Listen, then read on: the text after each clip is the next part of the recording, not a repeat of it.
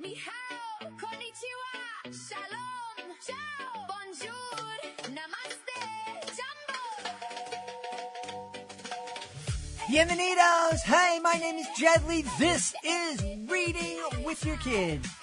We are coming to you from the beautiful book-loving neighborhood of Reedville, the loveliest neighborhood in all of Boston.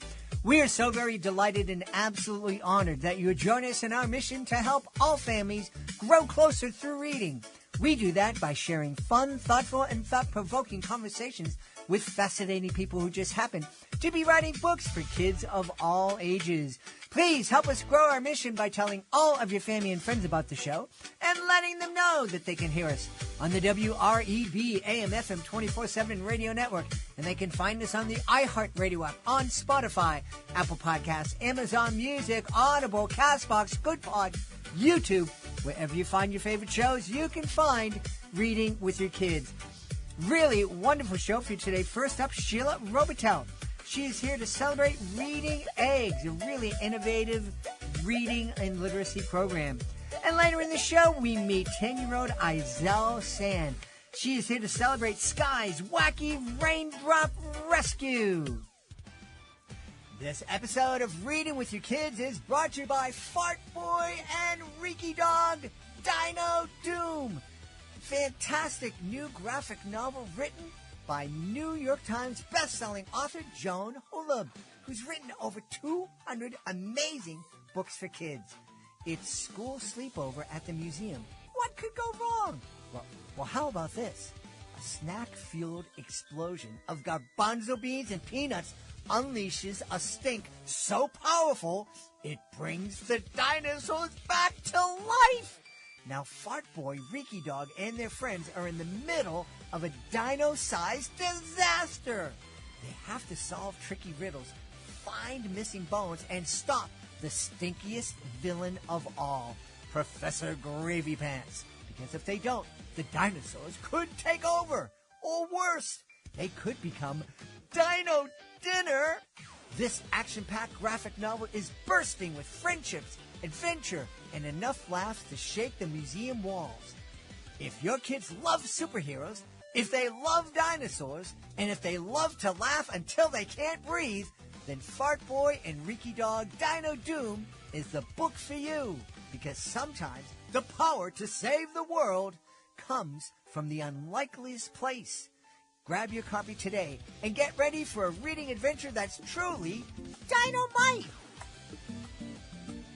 Hey, my friends, if you are like so many people I know, one of the favorite parts of your morning is that first quiet cup of coffee before the day gets rolling. And recently, I discovered a company I think a whole lot of our Reading with Your Kids family, you're just going to love it. It's called Afuera Coffee Company. What really caught my attention is that Afuera works directly with local farmers in Central and South America, especially in El Salvador, a nation I adore. And all their beans come from certified Rainforest Alliance farms. So you're not just getting incredible coffee, you're supporting ethical farming and environmental conservation too. And friends, this is not ordinary supermarket coffee. These are specialty, hand-selected beans grown in rich volcanic soil, and you can taste the difference. Smooth, rich, aromatic. Whether you love a bold espresso or a lighter roast, they really do have something for every coffee lover. Another thing I love, their packaging is compostable or recyclable, and 5% of every sale goes to charities that help preserve the great outdoors. Because they're sponsoring Reading with Your Kids, I arranged an exclusive 15% discount for our listeners. Just head on over to afueracoffee.com and use the promo code READ at checkout. And yes, when you use that code, you're also helping support the podcast. So great coffee, helping farmers, helping the planet, and helping Reading with Your Kids. That's a pretty magical combination right there. Join us right now from the capital of the beautiful nation of Canada, Ottawa. Our guest is here today to celebrate a really cool literacy program called Reading Eggs. Please welcome to the show, Sheila Robitaille. Sheila, how are you? Hey, Jed, how are you doing?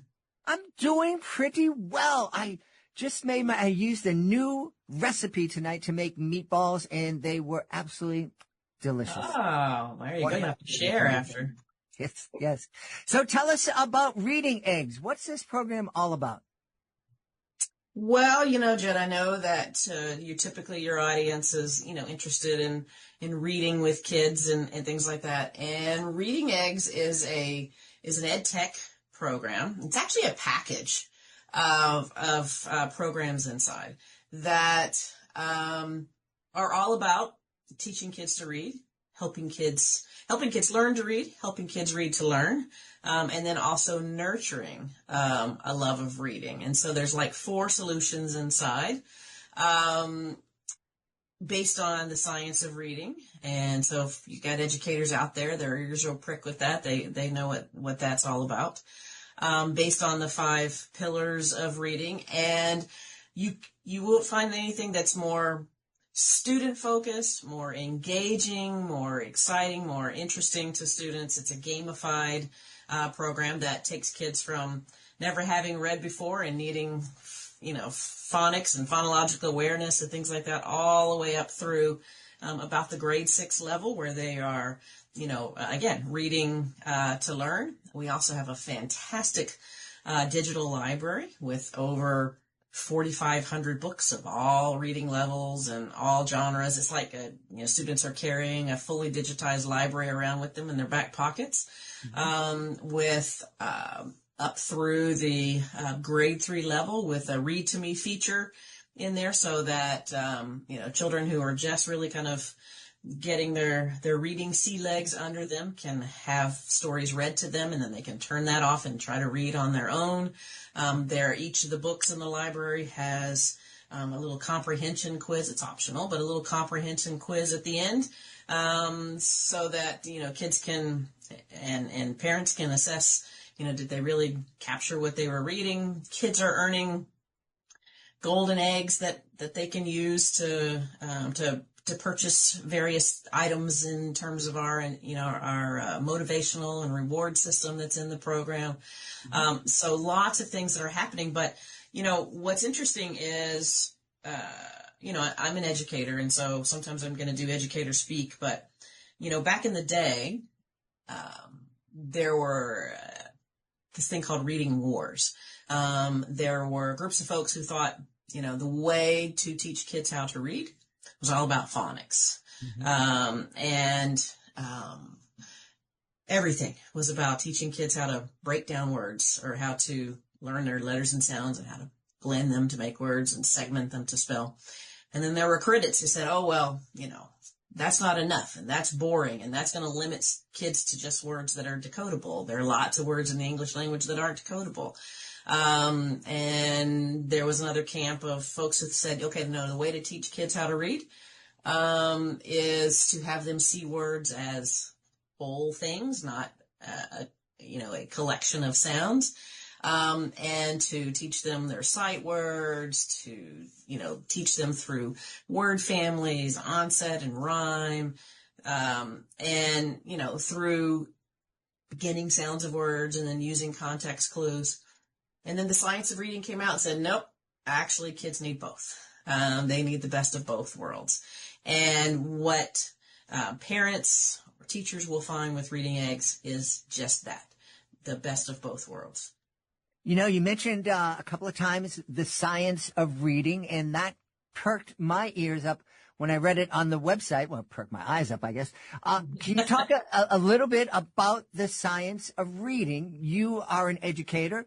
I'm just a dopey guy with a podcast. I know how important reading to my kids was when they were growing up. It's the foundation of the relationship I have with them now as adults. But I do understand that science is more than just the reading is more than just sitting down and reading with your kids. That there is a science to it. So try to help me understand.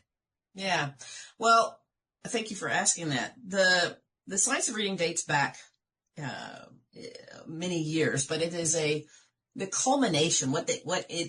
How it impacts us is the research was a culmination of studies done in various different aspects, some psychological, some educational, some, a variety of different components. And it was all about, what can we learn about the brain and how the brain learns to read best. And in about the year 2000, the National Reading Panel came out with a determination that what they call the 5 pillars of reading, which basically says these are the things that kids need to have a strong foundation in order to read well, in order to be able to comprehend those words that are on those pages. And that is, they need the phonemic awareness, they need the understanding and the ability to kind of play around with sounds inside of words. They need phonics, which is that ability to, understand that they can blend various sounds together to make words. They need a strong vocabulary, because it's one thing to pull a word off of a page, it's another thing to comprehend what is being written if you don't understand the words. Then, of course, there's comprehension, and then, of course, there's fluency. So the science of reading says kids need a strong foundation in all of those in order to be excellent readers, or in order to be fully literate. So that was kind of what it came out with. And then it's been up to all of us to take that and put it into practical applications, and to put it into ways that can be done, and that students can receive the strongest amount of foundation in all of those in a practical situation in classrooms. So basically, as I said before, the science of reading kind of said, all right, those of you who are arguing about the best ways to teach kids how to read, you're both right. But what that means is we can't leave anything to chance. And there needs to be explicit instruction in phonics and phonemic awareness and things like that. There also needs to be explicit instruction in, comprehension skills, really understanding the different comprehension skills. And even really explicit instruction in spelling patterns and spelling conventions and things, so that when students do come up against words that they haven't seen before, they have some sort of mechanism to be able to attack it. So that is that is taking a really big topic and boiling it down into about 30 seconds. But that's what it's all about. And for parents, what that really means is they want to make sure that, their children are getting the opportunities to play with sounds and to work on that phonemic awareness, but also, they need to have conversations with kids whenever they're reading, making sure that they are actually pulling meaning out of those words, and the list goes on and on. But that's what educators are up against right now, is making sure that kids have explicit instruction and experience with all of the 5 pillars of reading. One of the things that my beautiful wife, was a special educator in the Boston Public Schools for 35 years. And one of the things that frustrated her was that reading war that you were talking about. It seemed like every 8 years or so, a new program would come in, and it's like, are you teaching phonics? Throw it out. Yep. We're going to do this thing right now. 8 years later, throw that out. We're going to do phonics again. It seemed to me it was all about money. Someone came up with a new program, and we're going to sell it for, a lot of money. Was it cynical, like I think, and it's just a money grab, or was it just people legitimately thought that they had come up with the right solution?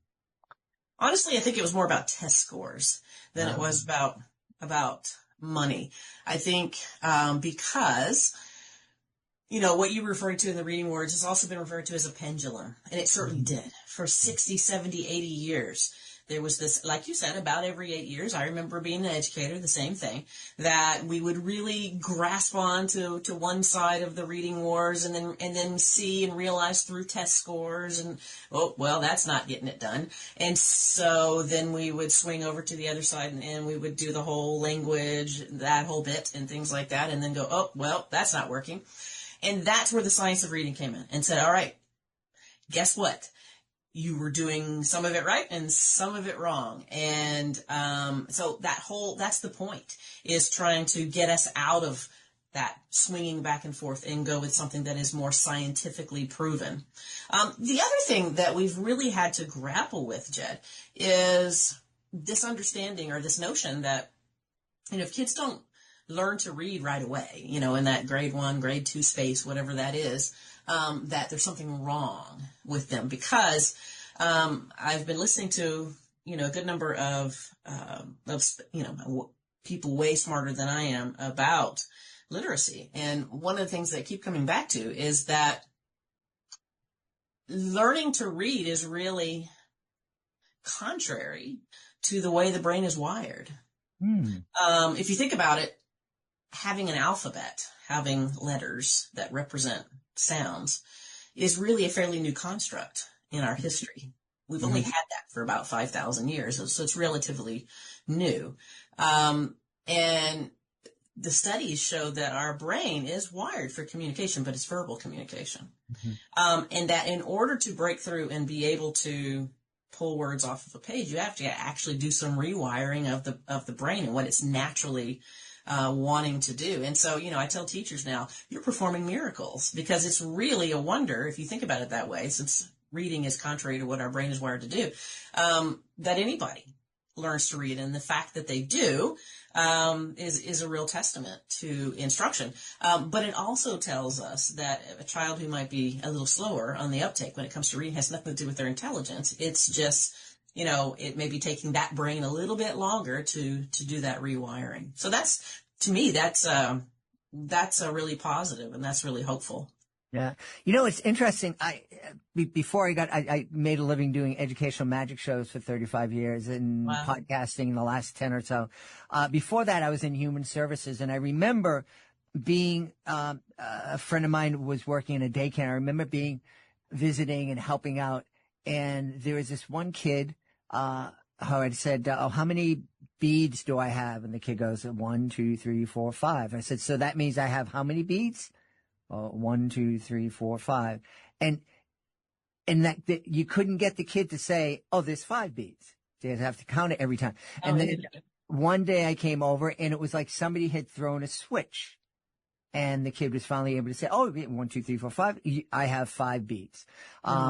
And that was an indication to me. I was amazed that there are some things that we're just not ready to learn. It's, someone has to go in and throw that switch, and until it does, and that sounds kind of like what you're talking about. So, for parents and, who are, going to naturally get really, frustrated, or apprehensive, I should say, if their child isn't reading by the end of, say, first grade or something like that, just to, obviously you want to put, reinforcements and resources and supports in place, but, it may not happen till the next year, and that's okay. That doesn't mean the child's not intelligent. It doesn't mean it's not going to happen. Yeah. And of course, instruction that is based in science, that is, proven, is certainly helpful as well. And so, sometimes, depending on the approach that, unfortunately, that the school or the teachers are having or what have you, might not be the right approach for that individual child. So, just keeping in mind that, that there are a variety of approaches, and maybe just a different, some of the linguists that I listen to say that one of the things that's most important to do is to boil it down, and there are lots of different ways to do this, but boil it down to the least complex place where there might be an issue, and then go back to that. So even if you've got a child in 4th grade who can't read yet, going back to something like phonemic awareness might be where they need to start, because we can't skip it. And that's what the science is showing us as well. Yeah. That must be one of the things that I've learned doing this podcast that I wasn't aware of, is that you kind of touched on it earlier. Kids, at least here in the States, they learn to read from kindergarten through grade 2, and then starting in 3rd grade, they're reading to learn. And those kids in 3rd grade who haven't learned to read yet, they're really in trouble. Well, they certainly can be. And what they need is the support and the willingness by those who are educating them to go back to and allow them to go back to those basics, to go back to the phonics and the phonemic awareness, and then build into some of those other approaches. That's also been proven to be the preferred approach, phonics, systematic synthetic phonics, that sort of thing, for working with students who have dyslexia, students who are English language learners, even up until, grade 5, 6, 7. Or, just again, students who are having difficulty just getting started to read, is to go back to the most basics. So again, that does the phonics and the phonemic awareness, and then go from there. And that builds confidence as well, providing the right kind of, resource. And again, I'll plug Reading Eggs again. It is one of the finest that I've seen, resources for providing teachers, providing parents with all of the tools needed to plug in for wherever the child is and wherever they're ready to start. Right. With built-in placement tests that a student can take, and then it will place them in their zone of proximal development. So, it sets them up for success right away. Yeah. So let's talk a little bit more specifically about Reading Eggs. It's a app that we can put on our phone. Yeah. So it is a browser-based program, but there is also an app for use on a tablet that parents can purchase and access at home or through homeschool or schools. A lot of schools in the U.S. and in Canada, and in fact around the world, we're a global company, are utilizing them in schools. And if kids have access to them at school, they also have access at home. It's a 24/7 kind of thing. And yeah, there's all of these applications inside. There's one called Fast Phonics, which is kind of the starting block for kids who, haven't started learning to read yet. That is based on a systematic synthetic phonics program, where kids are introduced to the letters and sounds.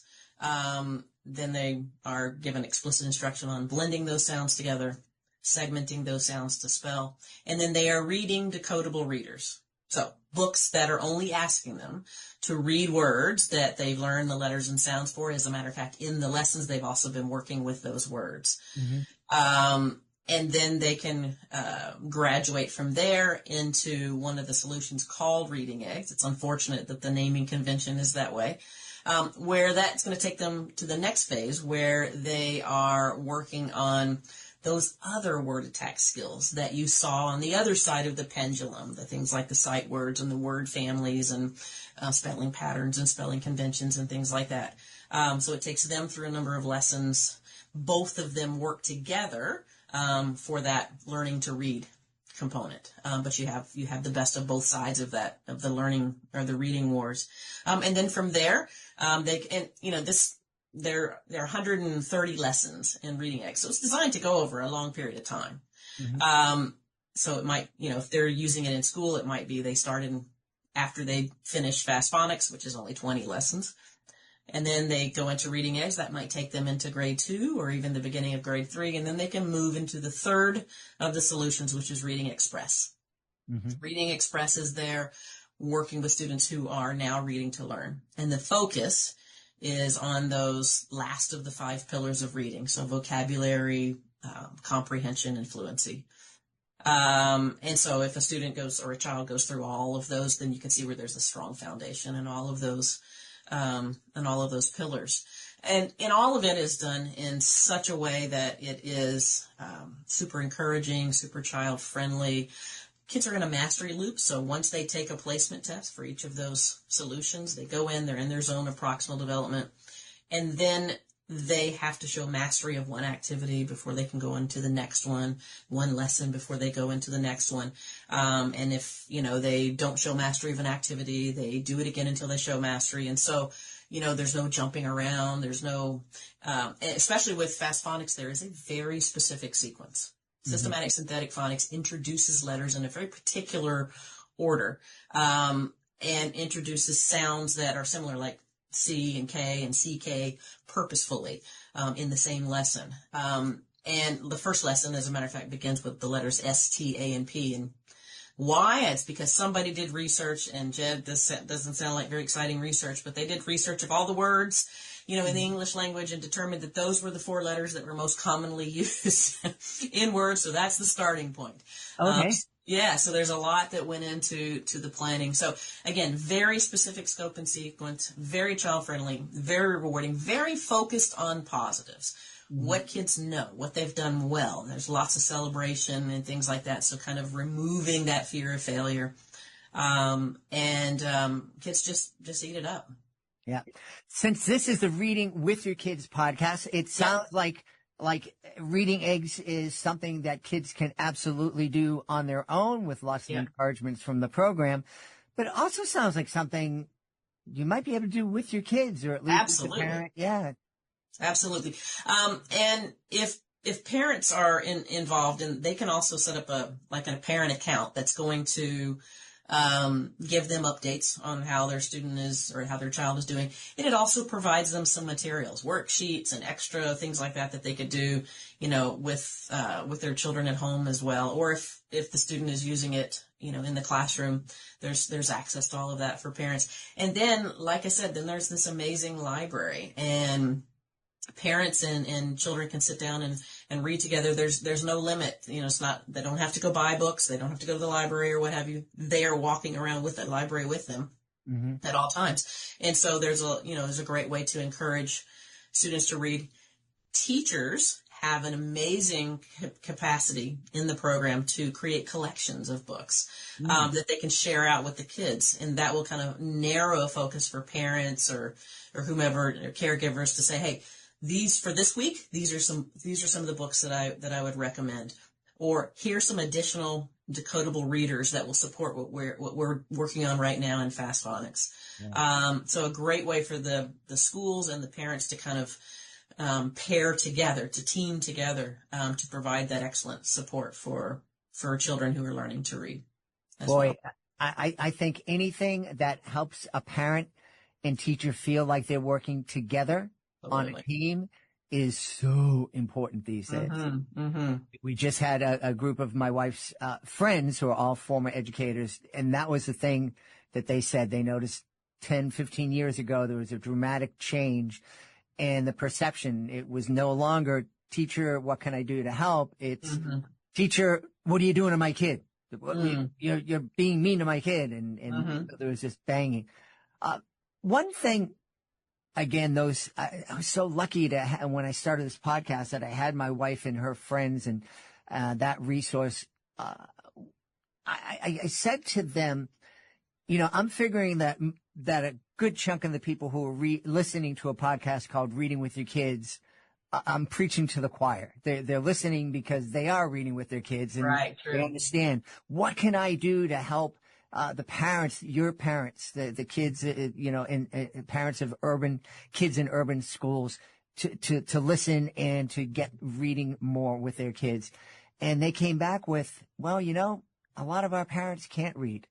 They're not reading with. It sounds like Reading Eggs would be just a great way to kind of support that. And hey, a school system makes a commitment. It's like, this is for everyone. Like your kids, and if you're not reading and you don't have confidence in reading, you can do it too. We'll all just bring up the literacy of everybody together.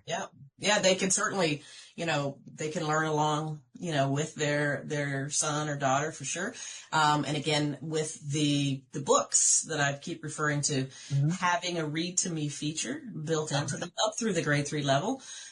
Meaning that takes that pressure off the parent to be reading the books to the children. They can listen along as well, and then maybe together they listen a couple of times and then turn that read to me feature off and then try to read on their own. And so, the parent can be, like I said, can be learning right along. But yes, it does take some of the pressure off the parent. Parent can still be as involved as they want to be, but they don't have that pressure on them. Yeah. That's a really good point. I never really thought of it that way, Jed. Well, I come up with a good idea every once in a while. Your work here is done. Drop the mic. Well, it's not quite done yet. We need to know some practical stuff. what's reading egg costs? If my kid is here and I want to jump on the program, are we talking $100 a month or? Oh no, nothing close to that. There are varying packages depending on what. Now, when I say a package, if you get reading eggs, you get all of those solutions I was talking about. There's no difference there. But it depends on volume. It's very, very affordable. It's very affordable for schools too as well. And you know what, Jed? A lot of parents will get involved with helping the schools make the decision to do that through their parent organizations. They will do fundraisers or what have you so that the school will purchase it. And then the parents have, again, access to it at home all the time. They have access to the parent accounts and that sort of thing. And then the cost isn't necessarily on the individual parent, and then everyone benefits. And so those are some, I love seeing that sort of thing happen, that parents learn about it and then say, hey, we really want it in our schools. They help to fundraise so that the school can purchase the licenses. But now, you've kind of caught me off guard here. I want to say that it's somewhere in the $25 range. It's pretty affordable, but that can change depending on volume, and there's all sorts of sales that are happening all the time and things like that. So keep an eye on the website, which is just readingeggs.com. And like I said, there are various points of entry. It can be an individual parent. It can be a homeschool group that comes together and gets it. It can be a whole school. It can be whole districts. So there's differing costs. But that part of it isn't really part of my area. My area is learning the product, teaching people how to use the product to its fullest extent. Sure thing. And the link I have to the website is a little bit different. I was given readingeggsshop.com. Is that what right? Well, if you could just go to readingeggs.com, and then up at the top you can get into where you're going. You can put that link out for your listeners if you like, but that's just one of the pages in the website. Okay. But if you just want to remember easily, the website is readingeggs.com, and then you can get to I believe up at the top, as soon as you go into readingeggs.com, there's a tab at the top for parents. So if an individual parent wanted to look into getting a subscription, that's where they would go. Schools and teachers would go to the educator link. Yeah. And, one of the things I just want parents to hear this, if they're in a school and it's like we're, here in Boston, they're cutting all sorts of teachers and budget cuts and whatnot. This is something that a Kiwanis club, a Rotary club, absolutely, one of those civic groups, it's my experience with them. Anytime when I worked in a school for kids with severe developmental disabilities, anytime I went to one of those groups and asked for something, the response was always, next time ask for more. Mm-hmm. Oh, wow. And what a great, to get them to be behind this, especially if you're pushing, hey, this is something we can raise the literacy of everybody in this town by supporting this. I think they'd jump at the chance. That's a good point. Yeah. Absolutely. We've had a really eye-opening time speaking with Sheila Robitaille from Reading Eggs. Hey, Sheila, thanks so much for being on Reading with Your Kids. Thank you so much. I've really enjoyed the time. Right now, we're going to most northern Maine, Aroostook County, Maine, for this Story Keeper segment. We're really excited. I love Presque Isle, Maine. I performed there so many times. Check it out. You want to visit the county, and you want to visit this bookstore. Hi there. Just wanted to thank you so much for this opportunity. My name is Laura Hale, and the name of our store is Neighborhood Books. We're located in Presque Isle, Maine, which is northern Maine, right at the top, close to Canada. What makes our store different is that we are a fun, independent bookstore. We carry a little bit of everything, new books for all ages, and lots of bookish gifts. We host lots of fun events for our community, and that's probably our favorite part of having a bookstore. We feel like we're a pretty happy space that people love to visit, and we genuinely enjoy chatting with our customers. Kids like our bookstore because kids love books, and that's my favorite answer. We actually polled our customers to see what their kids would say about why they love our store, and almost every answer was that kids really love looking at books in our store. We also have a little couch in our store and a small table with a puzzle, and the kids really seem to enjoy just looking forward to coming and sitting at that small table and putting a puzzle together, or sitting on the couch with whatever adult they come in with and sharing a book together. What is one thing that kids can do to make reading more fun? So what I would suggest is to find a book that you really love. You might not like every book that's put in front of you, and that's okay. So I think it's important that you take some time to find the right book for you. Don't give up if the first book that you read, you don't love it. Or maybe find a different form of reading. If you don't like sitting and reading a book, try listening to an audiobook, or ask an adult to read to you. Also, maybe try a comic book or a graphic novel, or the newspaper. Read anything. Anything counts as reading. So find something that you like to read and stick with that.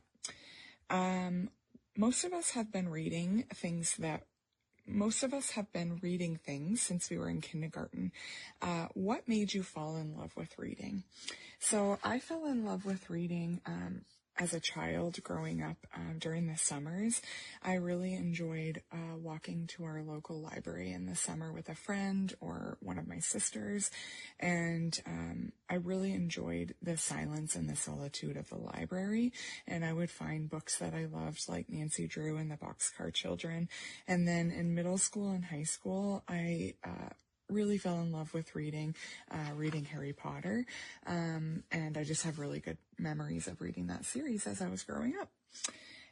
Why should adults read? I think it's really important in this age of technology that we live in. It's really important to slow our brains down with a book. I feel like we've become so used to instant gratification of our phones, and I think that teaching our brains to slow down is really important. I also think it's important for our imaginations to read a good fiction book, and to show children that reading can be really enjoyable. What's the best quote that describes your store? When we were in a smaller location before, we moved to a larger location about 3 years ago, and we had this quote on our wall in our first bookstore, and the quote is, "Some books are so familiar, reading them is like being home again," and that's by Louisa May Alcott.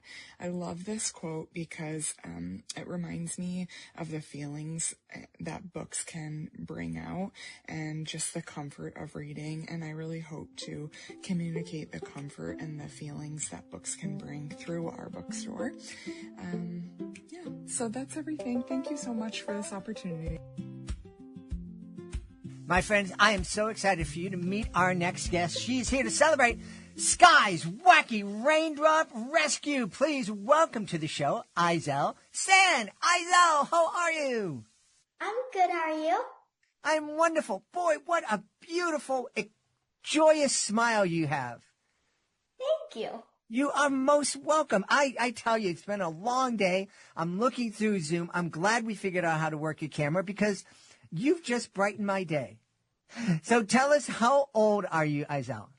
I'm 10 years old. 10 years old. And I know it takes time for a book to be born into the world. So how old were you when you started writing Sky's Wacky Raindrop Rescue?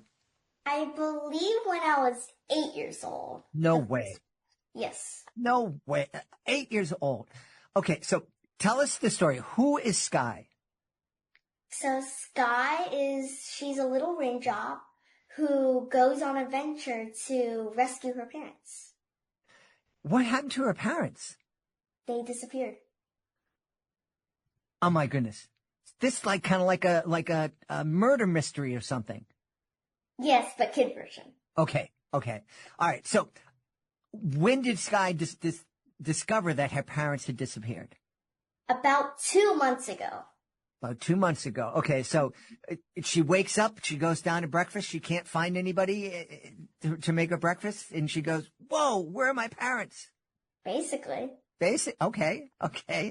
And what goes on from there? Did she goes on a wacky adventure? Exactly. Can you tell me some of the wackiness without giving away the whole story? Let's see. Well, she meets friends who are kind of funny, like a frog who has a bunch of warts. A frog who has a bunch of warts. Yeah. Where did the idea from that come from? Possibly myself? Yourself. Okay. Because I remember, now I'm almost 100 years old, Isel, and I remember when I was a kid, people would say, "Oh, touch a frog, you're going to get warts all over your hands." You didn't hear that when you were growing up. No. Okay, so this just came from your imagination. Yeah, he just had warts. Oh, okay, cool, cool. Who else are we going to meet? An ant named Auntie. An ant named Antsy. And does Antsy have an antsy personality? I guess so. I don't know ants' personalities, but yeah. Okay. And again, that was just from your imagination? Correct. Yeah. How did you come up with these characters? Do you sit down and you say, I need to come up with a character today. Maybe a frog. No, maybe a frog with pimples. No. Maybe a frog with what's the process? Well, I didn't really know that I was going to write a book. It was just an idea that came into my mind one day when I was looking at the window. And watching the falling raindrops just gave me this strike of inspiration. And I just created the whole entire story in my mind. Wow, that's incredible. Now, there are a lot of kids who have ideas and have great imaginations and think up stories. But for most of those kids, that's it. It's like, oh, that was a cute story. Maybe I tell my mom, maybe I tell a friend. But they don't put in the hard work it takes to create a book. What gave you that drive to actually make this into a book? Well, I didn't think. It was just an idea that I just put out there. I told my mom, and later on, I think a few weeks after, my mom asked me, "Do you want to write a book about this?" I'm like, "Yeah, sure." So we did it. Just like that? Yes. Just like that. Wow. And how long did it take you to create the book? Took me, I believe, 1 year. Yeah. What was the hardest part about creating the book? I don't think there was a hard part. I think it was just like everything was fun. It was amazing. My mom kind of did all the illustrator finding and editor finding and publisher finding. So for me, it was great. For my mom, it was like, how am I going to get the illustrator? And how am I going to get the editor? And so on. And what did you do when she was having those moments and asking you those questions? Did you sit back and say, I'm an author. That's your problem. Don't bother me with that problem. Yeah. I just let her be. And she figured it out.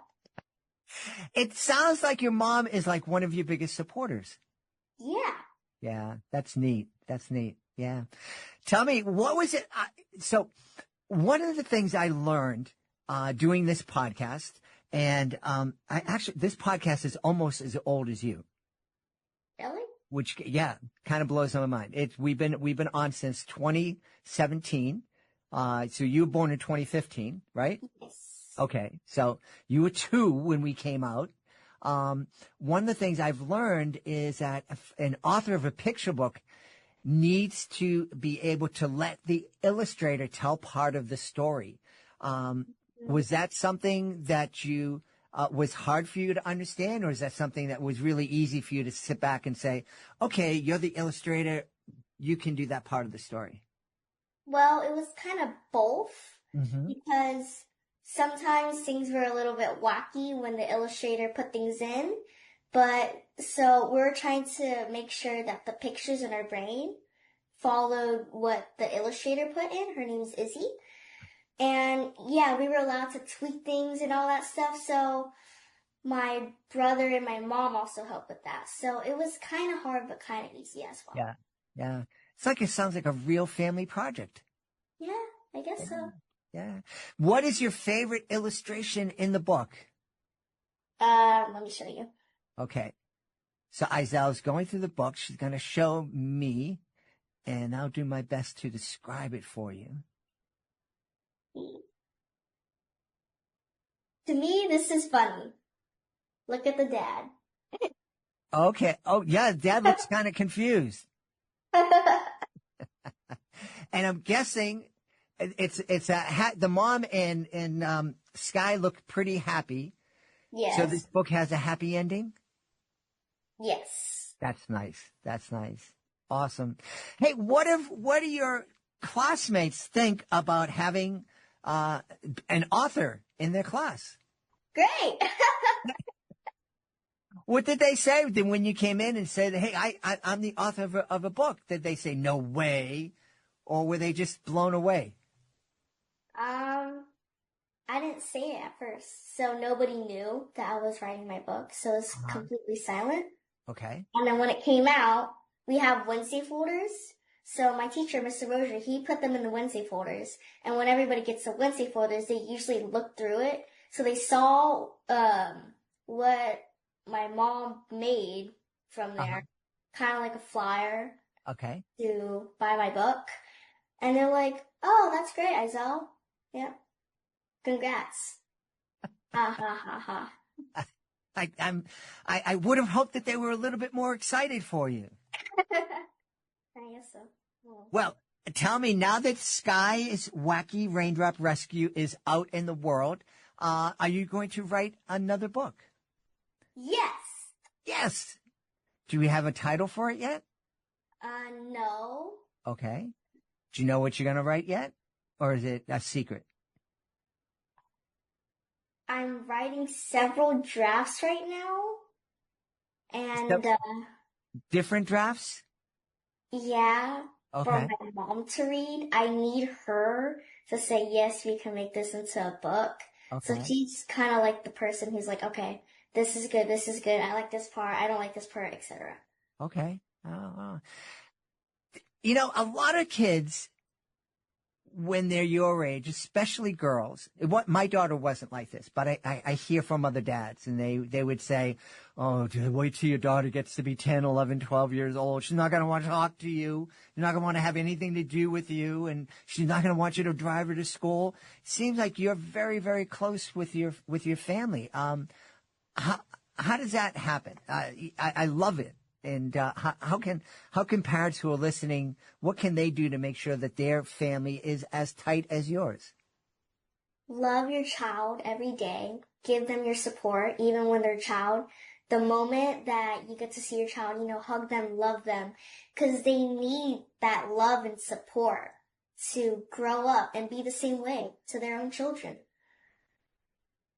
Those are wise words, my friend. Thank you for sharing those. Tell me, I know it was a long time ago when your mom read to you. Was there a favorite book that you had that she would read to you? I don't remember. I do know that my mom, she told us that she would read books to us. Yeah. I bet you might not remember the books, but I bet you remember the feeling that you had being so close with your mom. Yeah. Yeah, neat. Well, we should tell everybody where they can go to find out more about Sky's Wacky Raindrop Rescue and find out more about you, because you're a pretty special young person. Okay. Do you have a website? No, but my mom is working on it. Okay. Is the book available on Amazon? Yes, it's available on Amazon, Target, and Walmart. How does that feel to know that your book is literally available to every person, almost every person in the world? Great. And how did you feel the first time you held your very own book in your hands. Also great. Also great. Yeah. Awesome. Well, that's fantastic. Is there anything else we should know about you? I'm currently writing a chapter book as well. That's amazing. Do we have a working title for that chapter book? Yes, I have. The book is called The Compass so far. The Compass. Will you come back on the show and celebrate that book when it's available? Possibly. Can I tell you what it's about? Sure, yes, absolutely. So it's about 4 people. One of them kind of died. They go on an adventure to save millions of people from getting blown up. Well, that's a good, admirable thing, preventing people from being blown up. Yeah. Yeah, cool. And does that person have a name? The 4 people's names are Ren, Luna, who, her fake name was Remy, Yuri, and Turgor. Are any of those characters based on you? No. No. Okay. All right. Great. Well, listen, Izel, it was a pleasure meeting you. We want everybody to check out Sky's Wacky Raindrop Rescue and check it out on Amazon, and also listen in. If when Izel's mother has the website ready, we'll let you know all about it. And Izel, we hope you'll come back to celebrate the chapter book when that's available. Of course. Thank you for being on Reading with Your Kids, my friend. Thank you. We hope you've enjoyed this episode of Reading with Your Kids, and will join us for the next exciting episode of the show. If this episode made you smile and gave you something to think about, please consider sharing a link to the show with someone you love. Write a 5-star review, and of course, subscribe to the show wherever you find your favorite shows. We'd also love for you to connect with us on social media, facebook.com/readingwithyourkids, at Reading With Your Kids on Instagram, and at Jedley Magic on X. Our YouTube channel is youtube.com/readingwithyourkids, and our website, readingwithyourkids.com. If you are the author of a fantastic children's book you absolutely want to check out, readingwithyourkids.com. Click on the author's Click Here button up at the top of the page. You can find out how you can be a guest here on the show. Being a guest is fun, it's easy, and it gives you the chance to tell thousands of Kidlet fans all over the world about your fantastic children's book. Want to thank the folks who made today's show so wonderful, starting with our guest, Sheila Robitaille. Please be sure to check out Reading Eggs. What a great literacy program. Also want to thank Izel Sand. Please be sure to check out Sky's Weekly Raindrop Rescue. I want to thank my team, Chris Stardy, Daylene Advina Lopez, Ella Fattier. I want to thank my beautiful wife for all the support and love she gives me. Most of all, we all want to thank you. Thank you so much for taking the time to join us today. And as always, thank you so very much for taking the time to make the world a better place. And you do that every single time you read with your kids. I'll be looking for you in the next episode of Reading with Your Kids. Hola, ni hao, konnichiwa, shalom, ciao, bonjour, namaste, jumbo.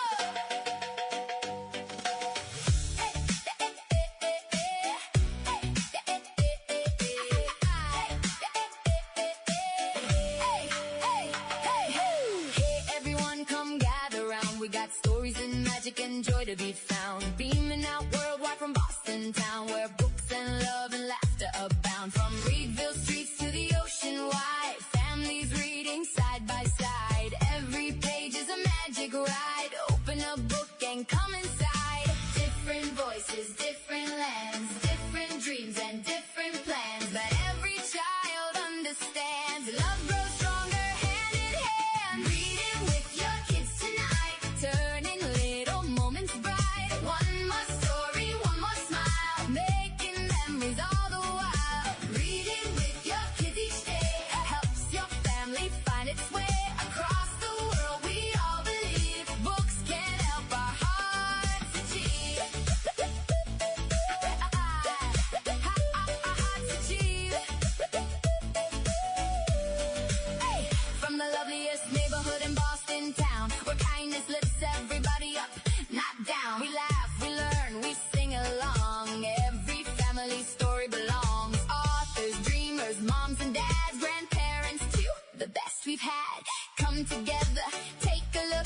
The whole